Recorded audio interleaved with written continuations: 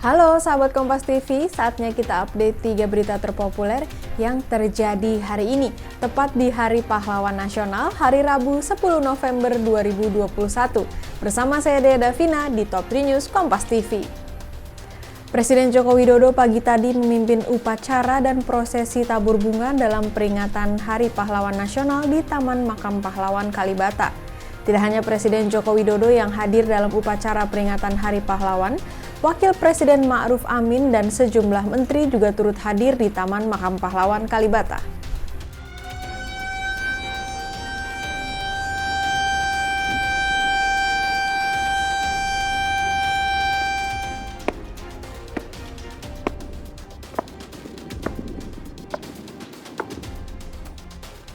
Rangkaian upacara dimulai dengan penghormatan kepada arwah pahlawan dan menyalakan sirine selama 60 detik untuk mengenang jasa para pahlawan. Acara dilanjutkan dengan mengheningkan cipta.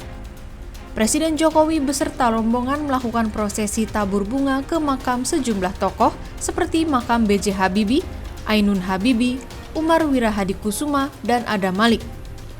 Seusai memimpin upacara Hari Pahlawan, Presiden Jokowi hari ini di Istana Negara Jakarta juga menganugerahkan gelar Pahlawan Nasional untuk 4 orang tokoh yang dinilai berjasa besar untuk bangsa Indonesia.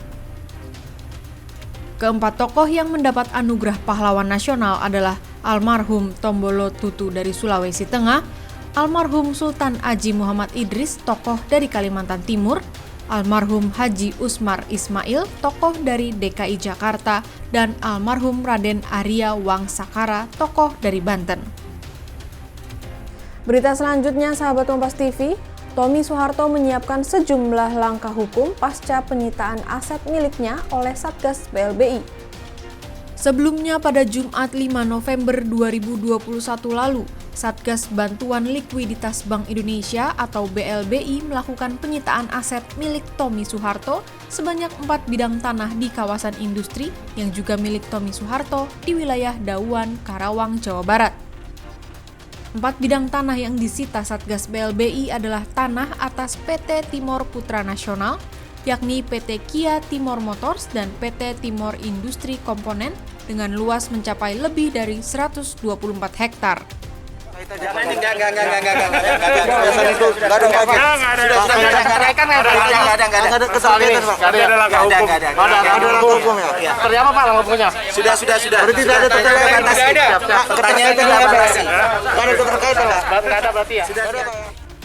Berita yang terakhir masih terkait utang negara, sahabat Kompas TV.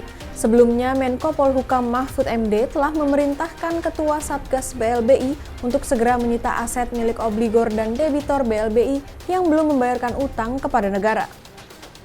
Menko Polhukam Mahfud MD menyebut tidak akan ada lagi tawar-menawar bagi obligor dan debitor BLBI yang belum mengembalikan utang kepada negara.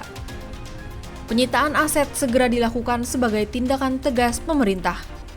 Dalam kasus ini, sebelumnya Satgas BLBI telah menyita aset milik Hutomo Mandala Putra atau Tommy Soeharto seluas 124 hektar di wilayah Dauan, Kabupaten Karawang, Jawa Barat. Pemerintah melalui Satgas BLBI akan terus melakukan upaya pengejaran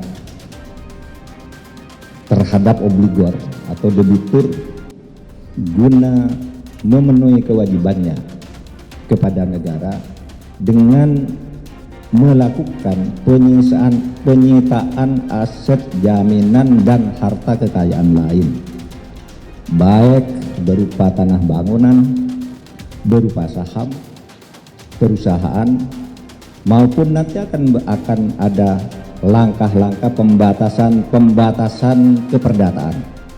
Itu dia 3 berita terpopuler yang terjadi hari ini. Sahabat Kompas TV, jangan lupa untuk like, komen, dan juga share video ini ya. Saatnya saya Dea Davina pamit undur diri, sampai ketemu lagi di Top 3 News selanjutnya.